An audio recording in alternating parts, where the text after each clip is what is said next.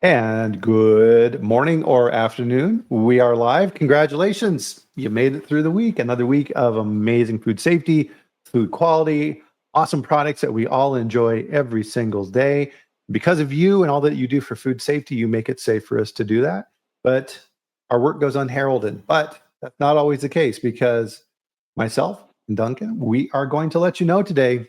Thank you. We really appreciate all that you do for food safety. If you're new to the Food Solid Safety job, Chat, everyone. welcome. Pull up a chair. And my name is Brian Armitage with the Food Leadership Group. And of course, this is Duncan Lacey with Food Industry Hub over in the UK. Duncan, how are you doing today? Oh, yeah, just really well, thank you. And it's always a pleasure to feature on a chat. Absolutely. Yeah. And if you're new to the chat, you're in for a treat because when Duncan is on the chat, we always have fantastic conversations. And one of the rules that I've always had relative to conferences or any type of an event that you're getting information from is if you just find out one new thing, one new piece of information that can help bring your game up to that next level, help build on your talent stack of the skills that you use every single day, it's worth it. So hopefully we're able to bring you some of that here today. So one of the things that we love to do on the chat, and I referenced this a little bit. Good morning, Steve. Good to see you. Is we like to always talk about where we're at in the world. And so I'm in Loveland, Colorado, here in the US. And what's fantastic about the chat is that it is international. I love, Duncan, when we see in the chat people from Africa and India, Asia, all over the world, people join us for the chat, which is absolutely the best thing. And where are you located at today, Duncan? So I'm in the UK, and for anybody who knows England, it's the sort of Manchester region that I'm from. Nice, nice. How's the weather looking for you today? Grey and rainy, just as it is on almost every day here. I find that hard to believe.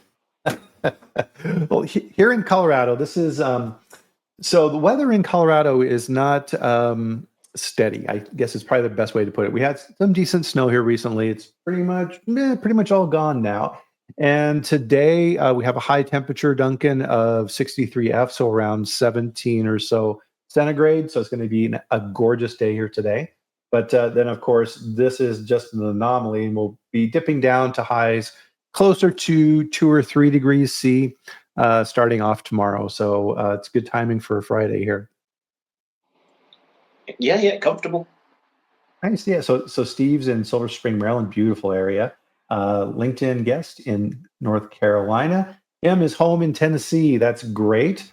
So Tim's one of our road warriors here on the chat, and he always provides really cool updates on what he is up to out in his network. He was commenting, I believe it was this morning, Tim, on some of the changes with traveling here in the U.S. I don't know if you saw it over there, Duncan. There was a video of a couple of planes that were on the tarmac, and they ran into each other. So one plane was going to park, and another one was coming in, and a wing clipped the tail of the You other know what it plane. is? Air traffic control just gets so preoccupied what happens in the air, they don't focus at all on what happens on the tarmac. Yeah, it was interesting because the person that was filming it had commented on the little video and said it was like a slow motion disaster. You could just see it happening. It's like okay, yeah, and it happened. Good morning, Austin. Always good to see Austin here in the Denver area. Hi, folks. And I need to apologise up front. I've had to join the chat from my mobile, so I can't see the comments coming up, but it's great to hear the familiar names. So, hi, everybody. Oh, that's thanks for reminding me of that. So I will make sure to pay special attention to the comments, everybody. And if you have questions for Duncan, which I'm sure we're going to have some really good feedback here today. Good morning, Corin. I'll make sure and relay those as well. Because if you're new to the chat, so Corin, I don't think I've seen you in here before, so definitely welcome to the chat. Is that this is interactive, and this is meant to be a conversation around food safety. And I don't know about our guest Duncan or you perhaps, but one of the things I never really like is being lectured to. And you have to do things this way. And this is I've always kind of tended to rebel against those type of outputs. And so this is definitely not what we're doing here. This is meant to be interactive and hopefully a good use of your Friday morning or afternoon if you're in the UK. So first off, before we get started, let's do this. You got to do the paper thing. It's like David Letterman. Okay, are you ready, Duncan? Are you ready for the dad joke? I have braced myself. Today's a bit of trivia. This is an interesting one. I was very surprised when I came across this. So, do you know can a frog jump higher than a house? Well, I don't know. Can a frog jump higher than a house? Well, of course it can. A house cannot jump. Oh, Brian! No. Be ashamed. Corin is like, what the hell did I just join? What is this? I thought we were here to discuss food safety. Nice to see you again. Yeah, I like that one. That one struck my fancy. So that was a good dad joke. So we got a ton to go here, so we're going to keep this thing going. Next up on our chat here this morning, Duncan, is of course our ceremonial drink. So please, everyone, grab your favorite beverage and join us for a toast. Cheers. Very good, very good. What are you drinking this morning, Duncan? Or afternoon, sorry. That is Vimto Citrus. Nice. Hopefully full of vitamins. Well, I'm sure there's all sorts of stuff in there. So to get started here, anybody who's been on the chat here regularly knows that Duncan is not only a guest on the chat, he's also a very good contributor on the chat, always bringing very cogent responses and inquiries and additional value as part of the chat. So thank you for investing the time in that. I know that everybody here appreciates it greatly. So one of the things I kind of wanted to mention as well too is Food Industry Hub. This is an amazing resource, and at the end we'll put the link in here as well. But I wanted here at the beginning too, for new people here in the chat who may not be familiar with your resource, what is Food Industry Hub and what do you do on that site? I've actually been spending a lot of time recently thinking about what Food Industry Hub is, and I think if I said that Food Industry Hub has a software product associated with it, everybody understands about software providers and how they fit in the food industry. But Food Industry Hub is far more than that. And the mission is to use digital services in any form to relay value to the food industry. And we want to enrich not just food manufacturing businesses, but also professionals working in the food industry. And it's just become quite vast at this point. And so there's a signposting service for every major resource provider throughout the food industry. There's an enormous blog. There's a knowledge library that connects you to every industry term and jargon. We've got unit converters, an infinite Julian date calendar. It's just so worthwhile to explore. Get onto the Food Industry Hub website and just have a click around. There's a lot of it going on. Nice. And yeah, that's a ton of value on there. And so definitely with that website, definitely check it out. There's lots to see there for sure.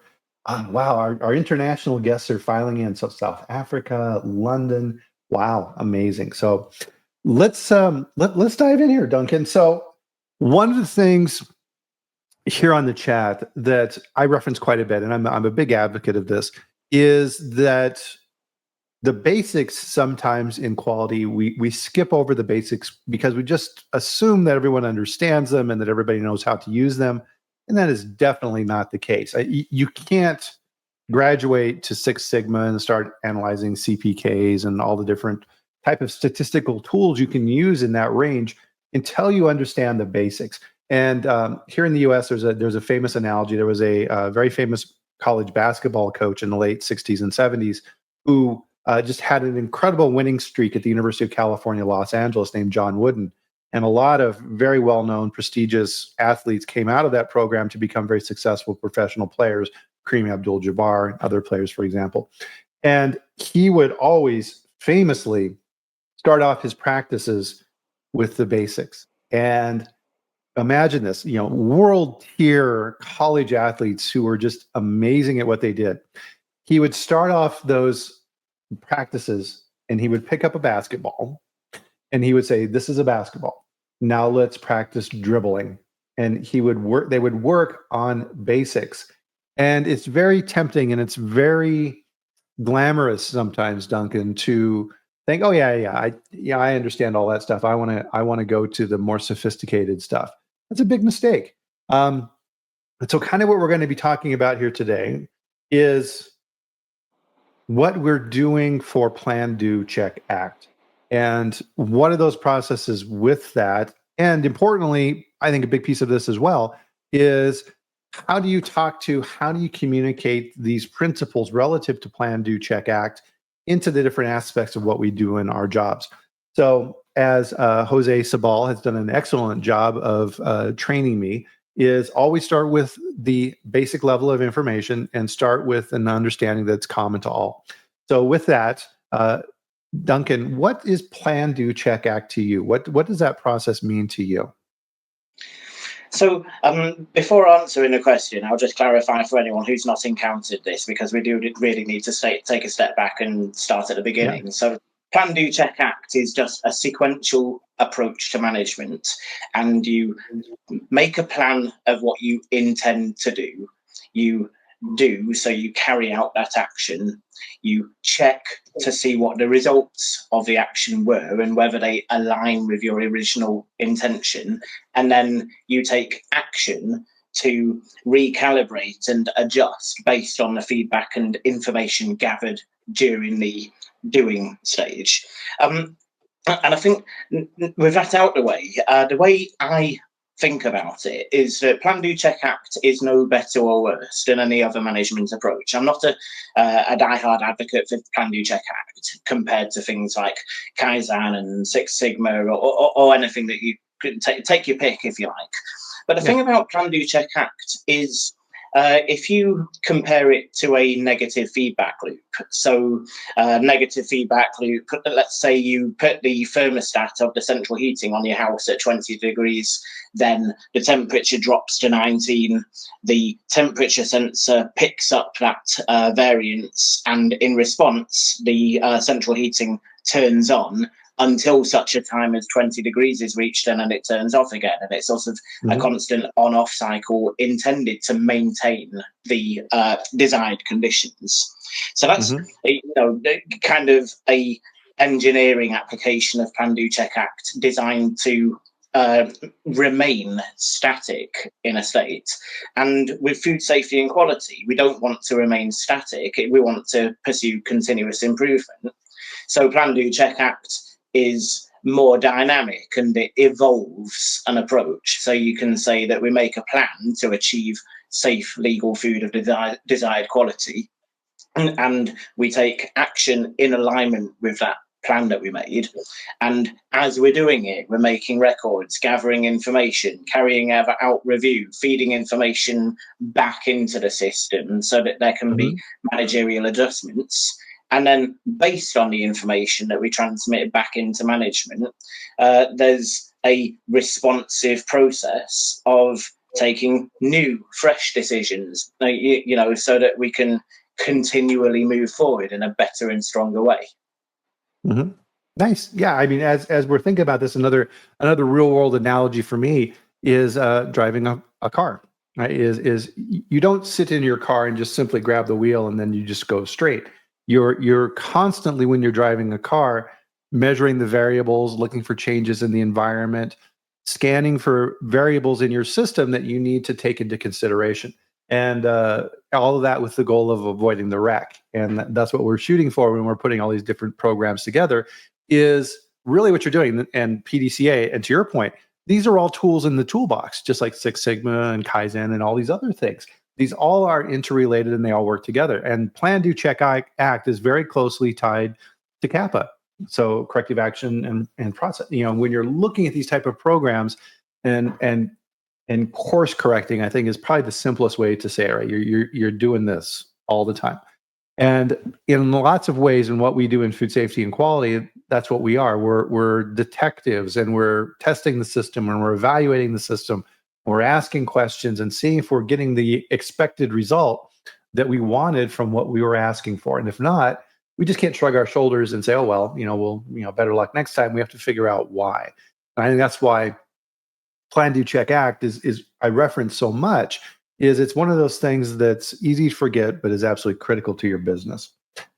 Just slightly picking up on that, by the way, if you look at things like Kaizen and Six Sigma, the practical application of Kaizen and Six Sigma, they use the same techniques, right? So the only differentiating factor is Kaizen is built around incremental, everyday improvement, taking small steps, in real time, and it's very dynamic and rooted in shop floor development, whereas Six Sigma is a bit more along the lines of statistical process control and variance reduction. But the actual techniques used in service of either of those approaches are the same techniques. It's all lean manufacturing and corrective and preventative actions, root cause analysis. There's no difference in the tools that you use to carry out those managerial approaches.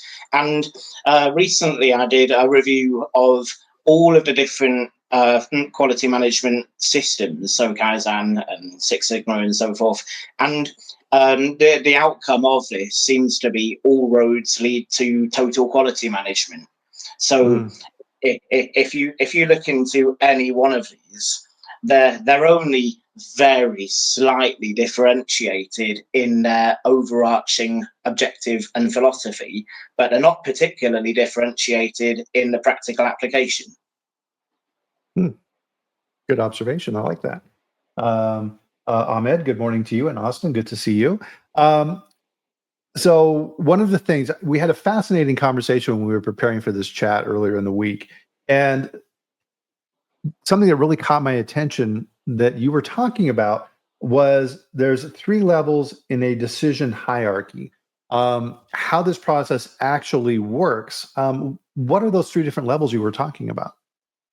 So for Plan, Do, Check, Act taken at any stage of magnification, either operations within a food business or right up to supply chain level, you've always got 3 agents or 3 operators that interact, and that's decision maker, implementer, and verifier.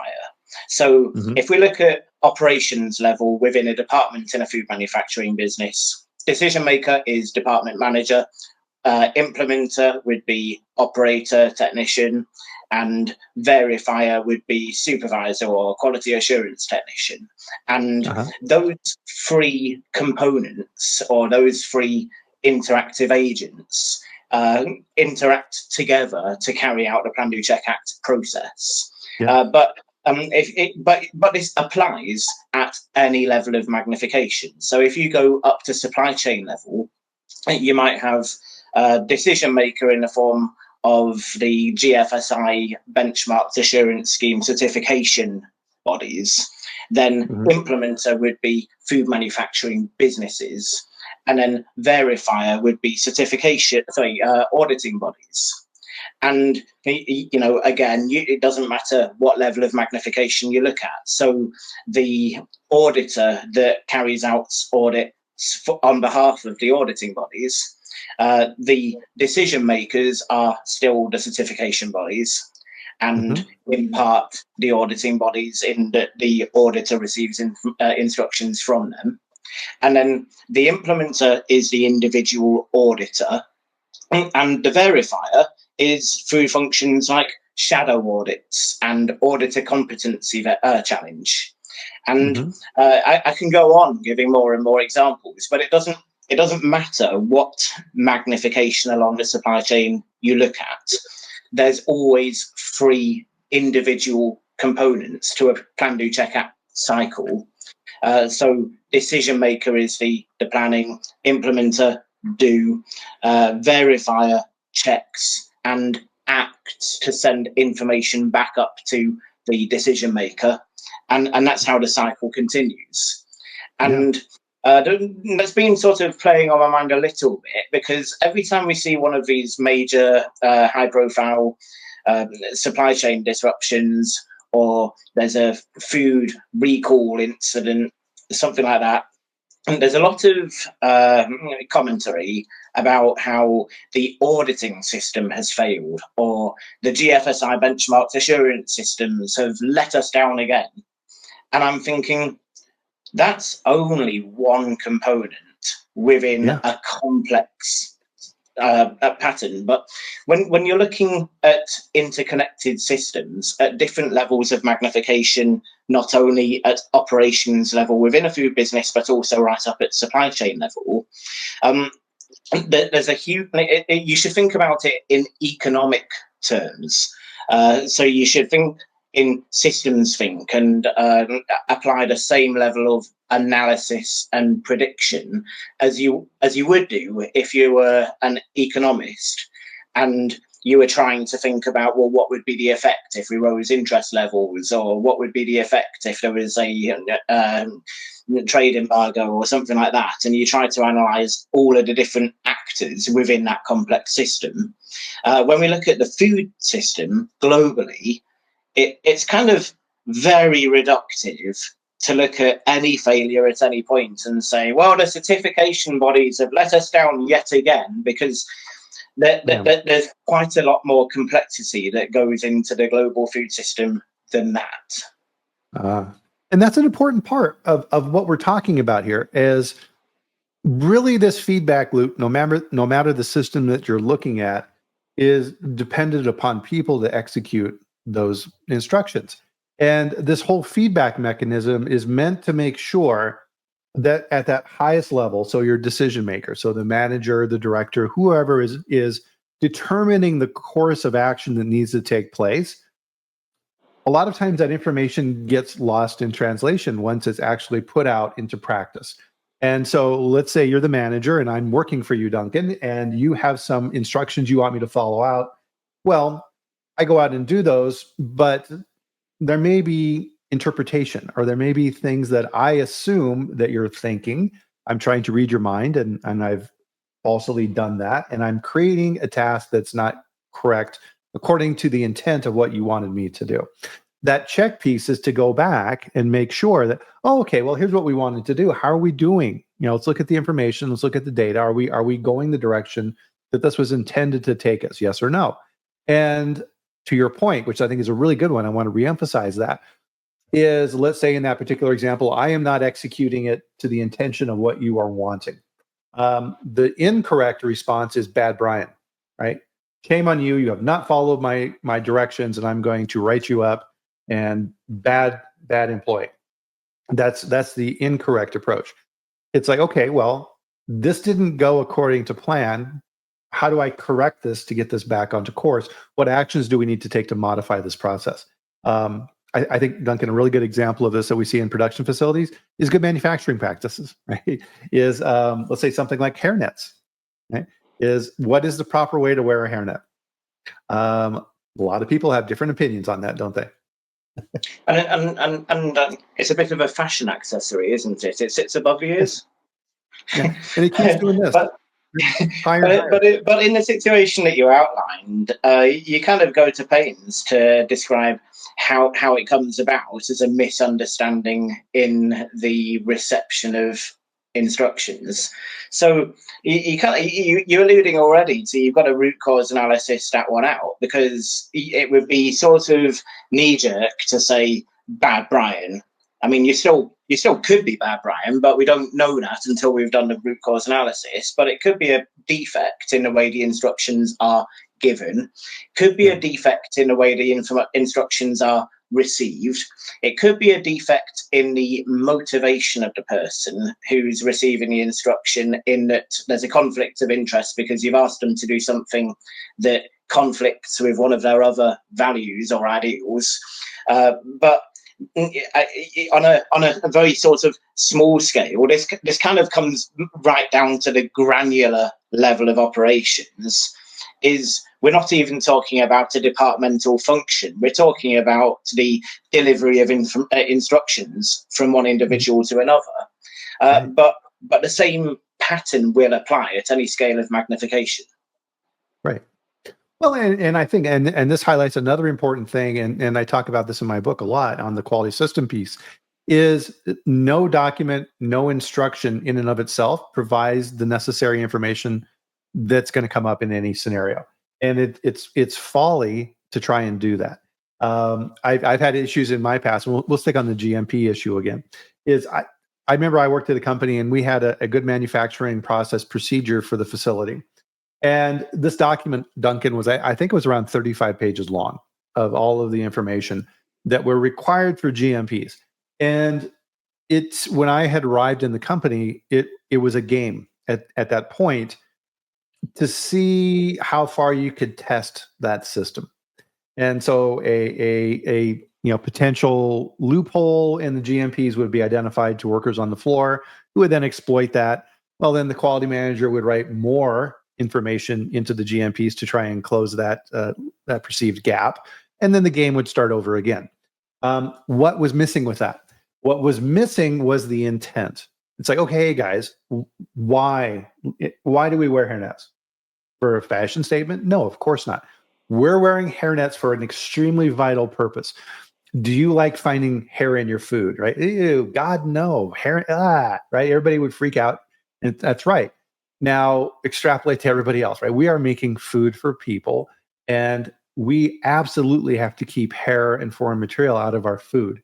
And that's why we have these rules in place. It's not for fun. It's because it's important to make sure that we have happy customers. Because if we don't have happy customers, we're all out of jobs. And the whole point with that whole exposition is the why. So training is as important as the documentation and the processes itself. The managing director, the decision maker who is creating that process, needs to take the time to train and provide the context associated with that process. Would you agree with that? So training is no more or less important than any other part of this interconnected system. Yes. But if you've got this Plan, Do, Check, Act approach, then if you don't originally have the training and competence required to make a solid plan, then there's a deficit. And if you instruct people to carry out the plan that you made and they aren't trained and competent and able to be able to apply what you've asked them to do, then it doesn't go anywhere. But I think that training is equally important to compliance, or that attitude of, yes, I will conform to the instructions received. Training is equally important to the quality of input information that steers a decision.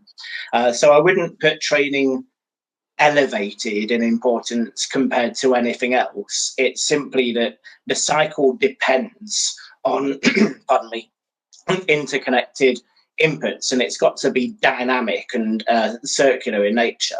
I know it's off on a little bit of a tangent, so I'll apologise for that. But another thing I was doing quite recently is I've reviewed all of the BRCGS food standard and looked at information flow throughout operations back into management.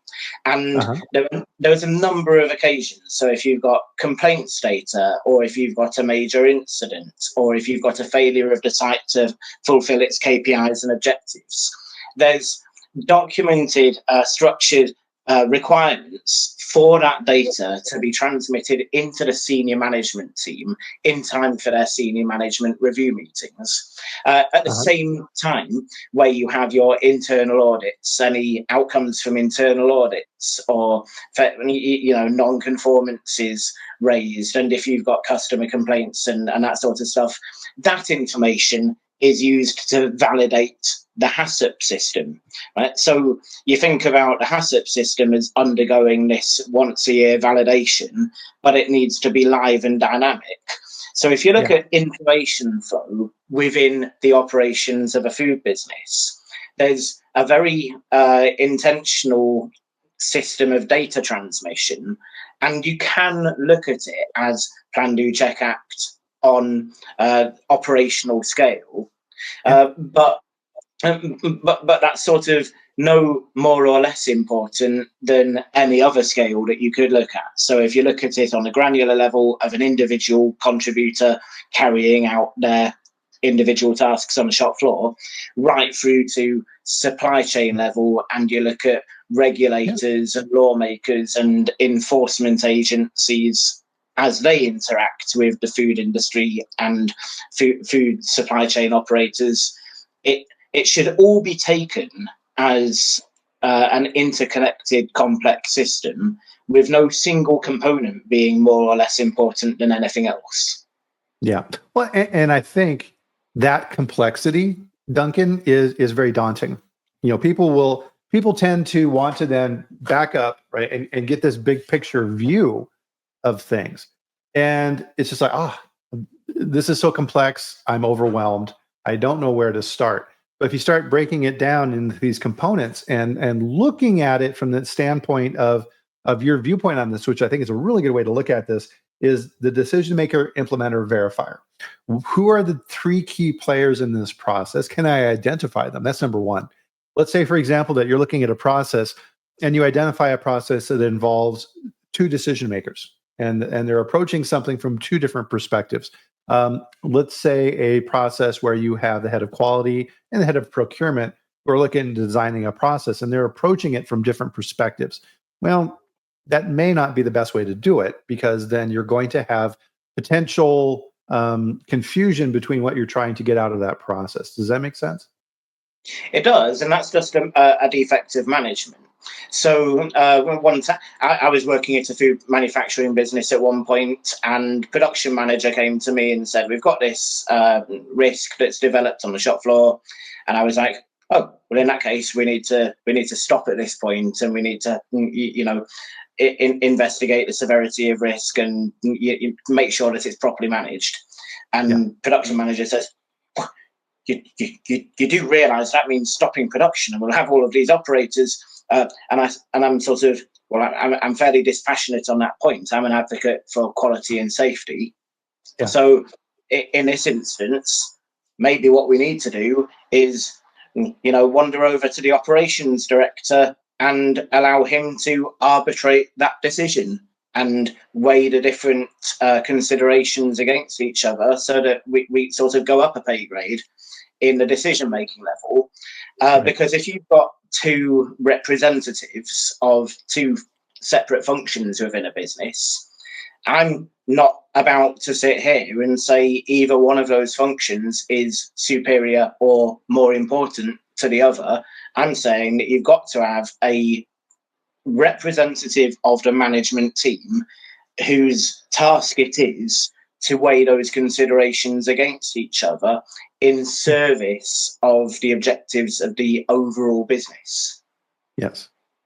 And so I refer to that as, there's a shorthand saying I use for that, Duncan, which is the organization solves all. What do I mean by that? So for example, there was a process I was looking at in a company I was at in my past. And so I was running quality, and I wasn't seeing eye to eye with the head of marketing. And we were looking at some label claims or whatever the potential issue was that we were looking at. And we weren't getting anywhere because we had different goals associated with this process as decision makers. And I was in the office of the chief legal counsel complaining about how this person didn't know, blah, blah, blah. Just looking at it strictly from my viewpoint. And he sat back and said, Brian, you need to look at this differently. The organization solves all. And it took me aback. And I kind of had to sit there and, explain that to me, please. And he said, okay, you have a peer and you're trying to reach a decision, to your example, Duncan, and you're not seeing things eye to eye and you're having a disagreement. Elevate, take that to your boss, and your counterpart does the same. If they don't agree, that process repeats. Eventually it gets to the CEO. The CEO then makes a decision. Problem solved. Right? The organization will figure this out. Don't take it personally. And that was a key learning for me at that point in time, because I viewed, and a lot of times in quality, we have this perspective, which I need to force my view of this is right, and we need to do this on everyone else in the organization in our function. And all you're going to get when you do that is pushback, because that's human nature. People are going to push back if you do that. Well, it's also I'm not going to say empowering, because whatever point you occupy in the organizational chart, you have to operate within the scope of your role. Yeah. But if you say it's sort of empowering is not quite the word, but there's something that brings peace when you acknowledge the scope of your own position. It allows you to fully and diligently service the role that you occupy.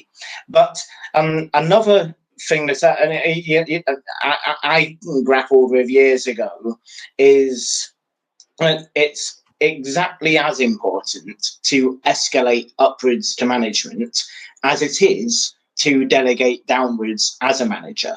And yes. Let's say you're a quality assurance operator and you're doing a GMP audit on the shop floor and you find that there's a big risk that's emerged, right? It's not your job to kind of halt operations or impose a certain action, but it absolutely is your job to inform the decision makers above you and make sure that the situation is appropriately managed in a timely and responsive way. And that it's kind of two directional. So everybody, it's so tempting to think about management as being top down, but if you stop thinking about impositional management and start thinking more about dynamic information flow across different tiers within an organization or across a supply chain, then information sent upwards for managerial consideration is exactly as valid as any instructions that are delegated downwards. But the instructions and the delegation process is dependent on that information flow. No, I completely agree. And so as a point of clarification on that as well, is your job as a manager in a particular role relative to what we're talking about here today is to solve problems. That's why you're there. No one's going to like it if you just kick your problems to someone else either, right? If you're constantly going to your boss and saying, I need this fixed, help me, and you have no solutions or no avenues of approach, and you're taking things that shouldn't be elevated, that's not a good thing either, right? You have to understand your roles and responsibilities within the company for navigating all of this information. Another good point that I want to bring up here as well, too, for good processes within this is it's very tempting. I'll be curious to get your thoughts on this, Duncan. It's very tempting when we're creating these processes and we're functioning in the role of the decision maker and saying, we need to create a procedure for this activity.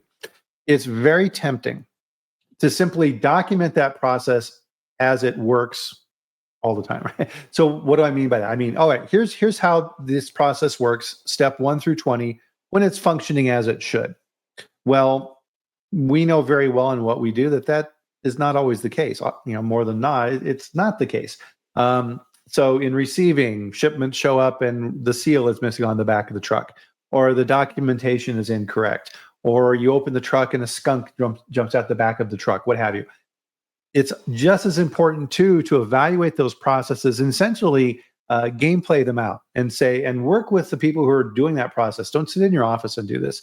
Go out and talk with them and find out the things that can go wrong with that process and build that in as well and say, okay, if this occurs, what action should we be taking to help bring this back? Plan, do, check, act to that actual process itself.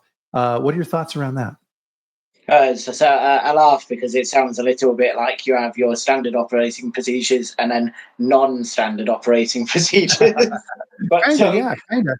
But the way I've encountered these sorts of things is you have your procedural standard, or that you train out and it's all documented, and that's the instruction manual for how to carry out a task, and hopefully you're following that sort of 80 or 90% of the time. And then you've got deviations, and they fall into two categories. So some of the deviations are easily foreseeable because they happen with some regularity. And with that, I mean, think about if you're operating a metal detector and you're doing your hourly checks works and the metal detector fails to reject a test piece, right? You know, if you're just operating the procedure, then it's all done on the assumption that the metal detector will successfully reject its test pieces. And but that's the reason that we have a decision tree and corrective and preventative actions to be taken in the event of a loss of control. And that's kind of one of the nice relevant applications of the HACCP system is when you're determining your CCPs. You don't just create a system for how to operate the CCP under good controlled conditions. You also demand that the HACCP team has predefined what to do in the event of a loss of control. So that's a deviation that you're able to foresee and plan for. And then the other one is the unforeseeable deviations that no one saw coming. And that's pretty much where you're hoping that because the documented management system couldn't adequately account for that scenario, your food safety and quality culture will be robust enough that people undertake appropriate actions in the spirit of the food safety and quality management system to contain risk and make sure that the situation's appropriately handled. Now, when I say appropriately handled, you know, you can't define in advance what your expectations for appropriately are, but that's got to be the fallback. Yeah, and this is a perfect example of you need to train your people that if this unforeseeable situation arises, what do? Right? Do you just simply shrug and continue operating because no one told you what to do? No, you need to elevate, and you need to talk with your supervisor, who then talks with the manager and up the chain. It's like Austin talks about here in the chat is, you know, speak up culture. Okay, and as the quality manager in the facility, if something like this is found, you should be glad because now you've identified something that needs to be added into your processes. You've now found an unknown variable in that, and now you need to think about, okay, well, how do we now incorporate this knowledge in? Back to your metal detector example, I was thinking about this, is why are we doing this, right? The metal detector is there to make sure that metal doesn't get in the product and we find it and we don't get it out in the marketplace. If we have in that procedure that, oh, okay, well, we're going to check the metal detector every hour. And sure enough, the operator checks that metal detector every hour and the wands are working fine. But every hour they're having a hit on the metal detector and they don't do anything about it. You've circumvented the entire system, the entire reason for that system being there. It's like, yep, we're finding metal every hour. We're the metal detector's working. Okay, yeah. That's not why it's there, right? It's not there strictly for that reason. It's the why behind those things. And communicating that becomes really, really important. And identifying trends and all those types of things that we talk about with a good process. So with this, and I think a lot of times too, this references back, Duncan, you know, more on the philosophical side of how we're doing things and those conflicts between different department heads that can arise. To your point earlier, everybody's there for a reason. Everybody has a purpose. Procurement, operations, HR, everyone in that facility has a reason to be there, and they're contributing to producing that product and getting a good product out the door that's safe, wholesome, and all the good things that we expect from our products. Really, I think a lot of times, sometimes, and this is key with senior leadership in the facility or even in the company, of communicating that information downstream. I'm very curious to get your thoughts around. A lot of times you'll have vision statements or mission statements for companies, or KPI objectives that the board of directors has issued that are very high, floating up in the ether. And a lot of times companies struggle translating that down into the facility at the manager, supervisor, operator level on what is expected, because it's just too vague. How do you address those type of things? What have you seen relative to this 3-step process? So in the food industry, many of the companies that I've been exposed to have not obviously had a mission statement, which, to me seems like crazy town now sitting in this position. But the way it's actually manifested is for sites that operate to the BRCGS food standard. It says you've got to have a policy that states the site's intention to meet its obligation to produce safe, legal food of the desired quality, and you must safeguard the authenticity of the food. Right? So, in terms of mission and vision and stuff, they don't tend to be particularly visible, and the sort of nod to this effect is through the policy, and those sorts of policies get well displayed throughout everywhere that you might go. So if you look at signs and notice boards and displays and at reception and at the entrance to the factory, you're going to see this policy over and over again. It says Bagel Corp, it commits to producing safe, legal bagels of the desired quality, that sort of stuff. Right. And the gripe that I have with it is it doesn't tend to be very much more than a statement of "we will do," as if written on a carbon copy. It's sort of boilerplate legal sort of, the compliance standard says you have to have a policy that says this, so we've got a policy that says this. And the way it's, I think the relevancy for that kind of policy sort of starts and stops with the notice board. But if you look at reporting systems and metrics that get actually scrutinized, every day there could be a shop floor huddle, and manager turns up with a clipboard and is going, okay, what's our output to the hour? What's overall equipment effectiveness? What's our downtime figures? What's our, and it's very much about output, and this is a manufacturing environment. And then you've got these monthly performance KPIs that might get transmitted up to C-suite, and the entire KPI document, if you read it all, it's talking about the same things. So it's kind of overall equipment effectiveness, and what's our downtime figure for the month, and how productive, what's our productive output relative to customer order requirement and that kind of stuff. And then at the bottom of the KPI sheet, it will say things like, did we get any interesting customer complaints this month? Which is, a way of incorporating quality performance. Yeah. But I think, the phrase, what gets measured gets managed.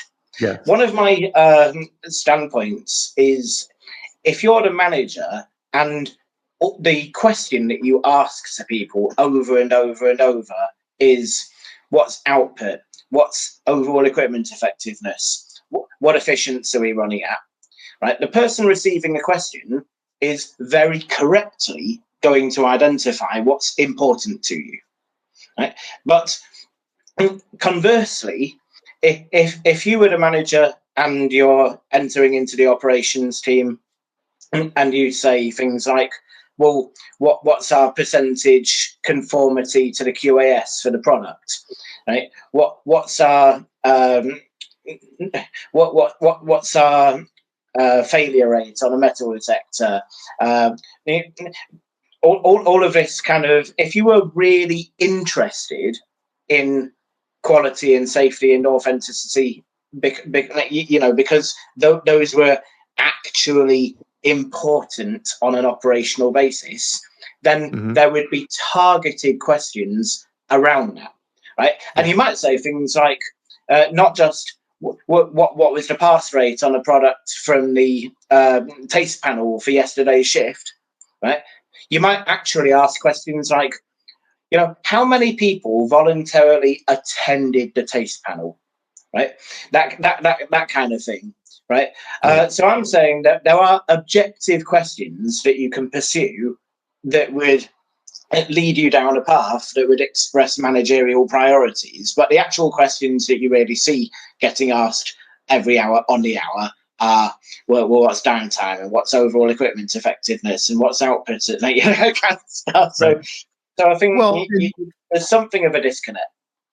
yeah, absolutely. And so Cortland made a good comment here, right? And this is kind of the function of management review. And so for me, there's a couple of watchouts here in this. Is that yes, company mission statements and other abstract statements are there in a lot of ways to give information to the market and potential investors on how awesome they are. But it's critical with the management team at that facility, and we'll keep this at the plant level, to sit down and say, well, what does this mean to us?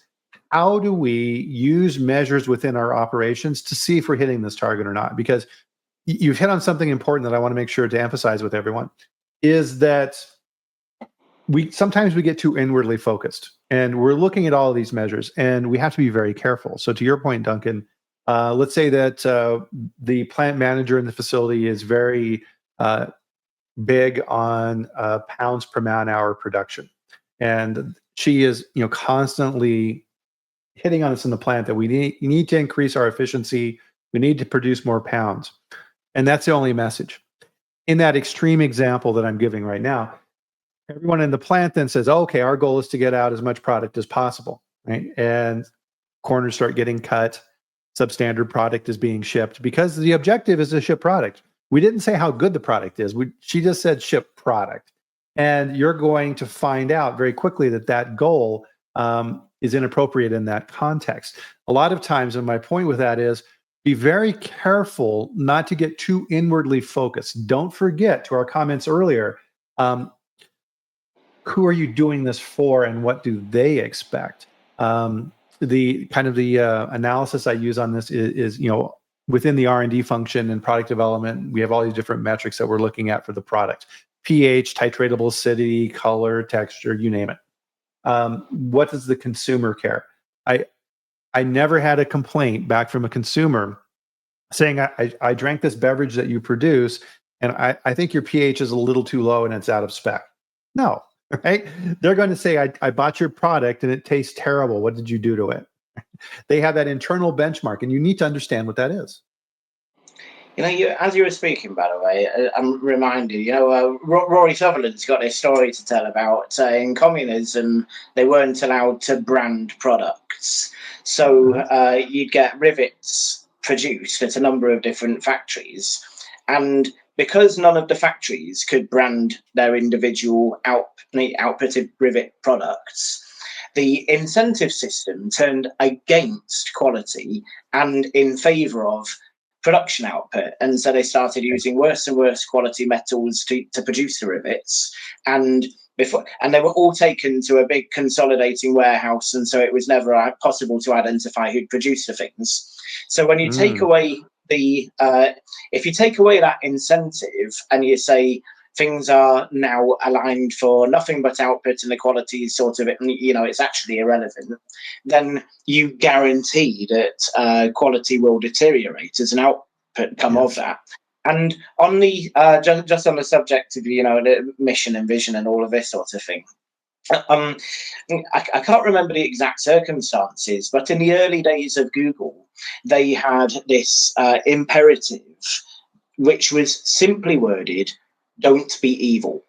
Right. And there's a story that goes around where there was a bunch of guys in the canteen at lunchtime, and they're all working on projects and stuff. And then somebody says something a bit sketchy about how data will be used, and somebody stands up and says, "No, we said right from the beginning, we're not going to be evil," and that sounds like we're straying into evil territory to me. And if you've got a mission and a vision that clearly it doesn't actually need to be very descriptive, but if you've got a clear line in the sand that people can understand, then actions will be taken around that kind of value system. And same thing, by the way, with Jeff Bezos and Amazon.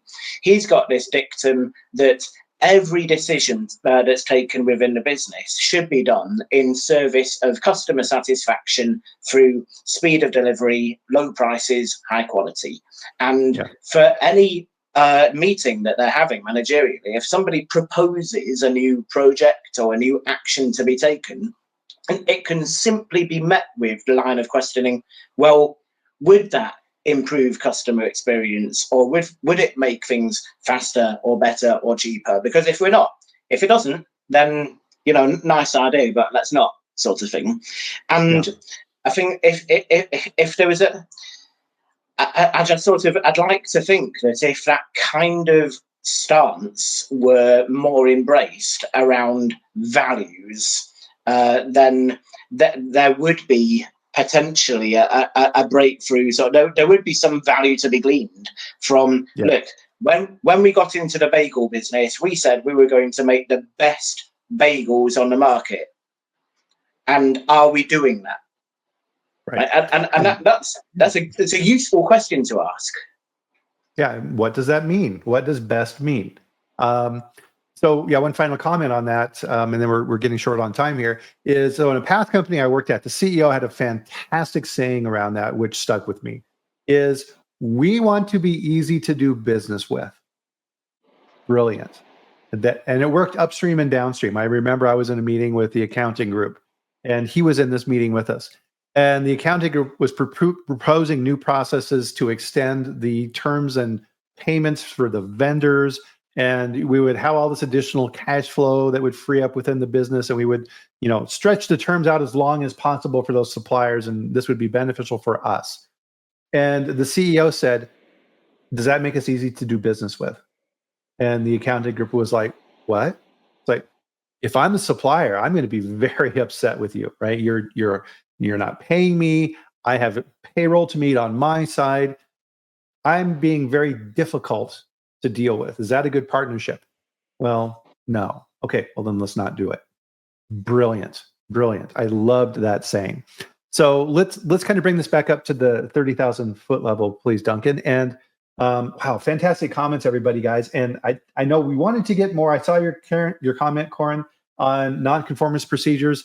That would be a very good topic. Maybe we'll deal on that separately, because that's a huge one on nonconformances and if this process doesn't work. So we'll definitely look at that here for a future chat. But so as we're kind of closing this out here, Duncan, what would you like to leave people with today from our chat here? So I suppose the overall global food supply system is complex enough that if something goes wrong, it probably doesn't have a clear and obvious point of blame. So when we're looking at the mission to improve and strengthen quality assurance and safety and authenticity and legality across the entire food system, if you find yourself inclined to make statements like, that one system of control let us down yet again, that's probably in error. There's probably more nuance to look at. And in terms of non-conformance and root cause analysis and corrective and preventative actions and that plan, do, check, act cycle, you can actually scrutinize that on several different levels of magnification, be it granular, right down at individual contributor level, through to food business operations, and upwards to supply chain and regulatory bodies and enforcement agencies. And there's a lot of intersection and interaction with different components of that system, and it's dynamic in real time. But I find it interesting that where you have decision makers at multiple different points of magnification across the system, there isn't any one individual or organization who is accountable for the overall system working. So that is perhaps something to bear in mind. There is no one individual or organization who is accountable for the effectiveness of quality assurance and safety across the global food supply system. Yeah. Nice way to sum it up. I like that. So with that, guys, fantastic chat today. And as promised, here in the chat, I'll put, so here is the Food Industry Hub website. If you haven't been there, Duncan and his team, fantastic resource, incredible information, and it's done in the spirit of what we're doing here which is we're all in this together, right? Food safety is not a point of competition. We're all working in this, and best practices benefit everyone. So to your example with, how you're looking at the frame relative to this for decision maker, implementer, and verifier, right? That applies for food safety overall as an industry too. So you can zoom out or focus in on this concept as much as you want. And I think that's what makes it so valuable. So thank you, Duncan, for all that you're doing out there to help food safety and contribute, and coming here on the chat and answering people's questions. And thank you to everybody who joined us. It's always great to see these wonderful faces and my friends within the industry that we've built these communities with. And we appreciate all that you do as well. And all of your inputs here, very good communications, and I love it. So with that, one of the questions that we had here from Ahmed is, how often is the chat? Well, my friend, here how often the chat is. We are live every Friday at 8 a.m. Mountain Time, 10 a.m. Eastern here in the US, where we live stream on LinkedIn and YouTube. And at this time, I bring on an amazing guest like Duncan, and we'll do it again next week, where we'll talk again about another food safety topic. So everybody, you've done a great job this week. We love all that you do, and we thank you for doing it. But in the meantime, enjoy the weekend. Have a good time. Relax, recharge, and we'll do it all again next week. So thank you again, Duncan. Thanks, everybody. Have a great one. We'll see you back here next week. And if we're still live, definitely do have a look at the website. You're not going to regret that. So much resource on it. Yeah, absolutely. I look at it all the time. So, all right. See everybody next week.